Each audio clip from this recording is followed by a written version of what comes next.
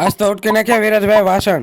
રામ રામ ડાયરાને સ્વાગત છે આપણે એક નવા લોગમાં. આજ તો આપણે જવાનું છે વાડીએ ને છે આલુ છવનો પ્રોગ્રામ, એટલે અમે પગી ગયા વાડીએ. પછી તો આપણે આવી ગયા વાડીએ ને ભવદીભાઈ ડુંગળી સીધા હતા, વિરાજભાઈ બેસી ગયા અને સંજયભાઈ મેક દીધા બાસમતી ભાત બાફા. આપણે કામ આપી દીધું ડુંગળી ખમણવાનું, એટલે આપણે ખમણી નાખી ડુંગળી. પછી તો વિરાજભાઈ આદુ અને મરચાંનું ખાંડવાનું ચાલુ કરી દીધું ફોનની સ્પીડમાં. પછી તો આપણે બાસમતી રાઈસ થઈ ગયા હતા તૈયાર, એટલે ઉતાર લીધા હેઠે. પછી તો બધા મસાલા જબલામાંથી કાઢીને કરી નાખ્યા એક થાળીમાં ભેગા. પછી તો મેં દીધી છોલે તપેલીને એમાં નાખી દીધું તેલ ભવદીપભાઈ.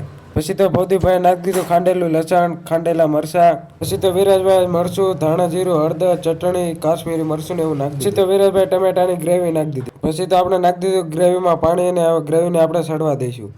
આપણે ગ્રેવી સડી જાય એટલે આપણે નાખી દેવું રત્નામી સેવ.